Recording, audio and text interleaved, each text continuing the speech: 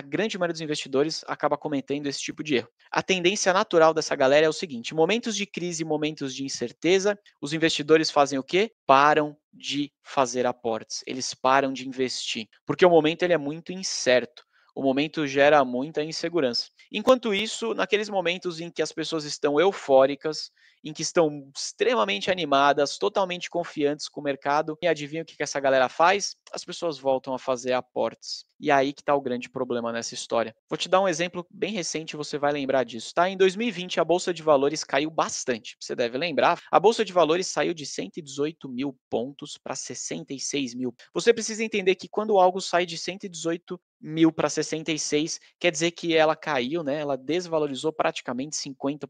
É uma desvalorização muito grande e ela aconteceu num tempo muito curto. Isso tudo gerou uma incerteza, uma insegurança enorme em todo mundo, né? E aí a maioria da galera, a maioria, meu, disparada fez o quê? Parou de investir. Parou, simplesmente parou de fazer os aportes. Porque a galera ficou inseguro se deveria ou não continuar investindo no mercado de renda variável. As pessoas que pararam de investir simplesmente ignoraram uma porrada de ações, fundos imobiliários, de ativos que estavam naquele momento sendo negociados a preços extremamente baixos. Vou te dizer que foram os preços mais baixos vistos nos últimos 5 anos, no mínimo, com certeza. Aqui no Instagram, lá em 2020, mais ou menos em final de abril, começo de maio, eu montei junto com seguidores, né, uma carteira simulada de ações. Foi uma carteira simulada porque, na verdade, meu principal objetivo não era a gente tentar encontrar as melhores ações, não. Mas o meu principal objetivo era deixar muito claro o entendimento, para quem estivesse começando a investir, para os pequenos investidores, esse entendimento da dinâmica real do mercado de ações. Para vocês entenderem como,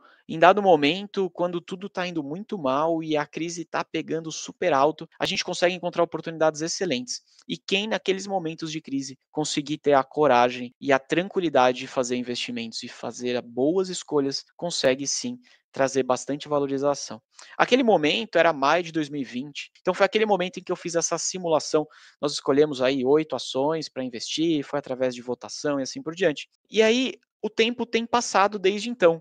Eu continuo atualizando essa carteira, né? Toda semana eu solto uma atualização aqui, mas não me interessa exatamente falar sobre ela. O que me interessa aqui te dizer é o seguinte: a partir daquele momento, desde então, esta carteira está bastante positiva. Ela está inclusive acima do Ibovespa. Esses dias, acho que faz 2 ou 3 semanas mais ou menos, não lembro exatamente a data, mas algo em torno de 2 ou 3 semanas, um seguidor me mandou uma mensagem falando assim: poxa, ele viu, né, a carteira, a atualização da carteira simulada, ele mandou assim: pô, caramba, hein, aí fica fácil. Você começou essa simulação no meio da pandemia, as ações estavam super baratas lá, aí fica fácil você acertar. Cara, eu fiquei lendo aquela mensagem, eu falei, meu, esse seguidor com certeza não estava aqui desde 2020, porque se ele estivesse, ele saberia exatamente o motivo pelo qual a carteira simulada foi criada. Mas independente disso, este é o típico engenheiro de obra pronta. É aquela pessoa que olha para o passado, olha para o histórico, e aí ele olha para hoje, ele consegue saber exatamente tudo o que aconteceu desde aquele momento até agora, e aí ele tira uma conclusão e fala: olha só, foi muito fácil, pô,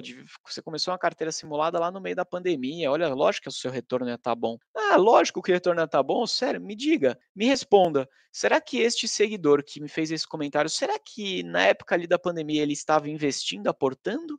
Ou será que ele estava sem fazer nenhum aporte ou até vendendo os ativos na renda variável? Se eu tivesse que apostar, eu diria que com certeza ele estava vendendo os ativos. Isso porque se ele tivesse comprando, e se a maioria das pessoas estivesse comprando, se esse monte de engenheiro de obra pronta tivesse comprando, a bolsa de valores não teria caído, ela teria continuado a subir, né? Porque se muita gente está comprando e pouca gente está vendendo, os ativos se valorizam. E não era isso que aconteceu, as ações desvalorizaram 50% naquela época. Então, é muito fácil hoje a gente olhar para trás e falar: ah, isso é claro que ia acontecer, é claro que o mundo não ia quebrar, né? É claro que as empresas não iam falir.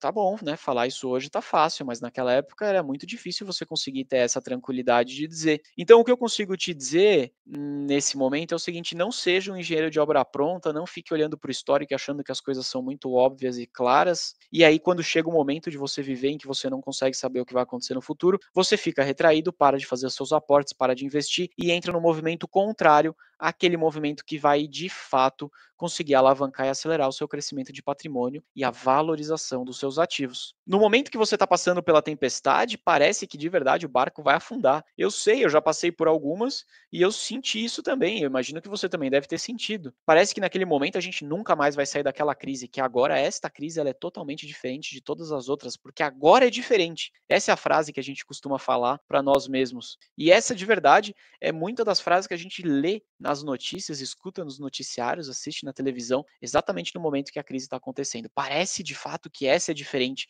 E na boa, cá entre nós aqui, não é, tá? Vai ser exatamente igual a todas as outras. A gente vai ter um momento de crise, um momento de tensão, a economia vai mal, vai rolar desemprego, vai rolar perda de renda, até o momento em que isso para de acontecer. Até o momento que o ciclo econômico vira e a gente começa a ver as empresas aumentarem as vendas, as pessoas aumentando os salários, as pessoas que estão desempregadas achando vagas de trabalho, a economia se aquece, o mercado vira para o positivo e isso volta a acontecer de forma cíclica, tá bom? Então, nenhuma crise é para sempre.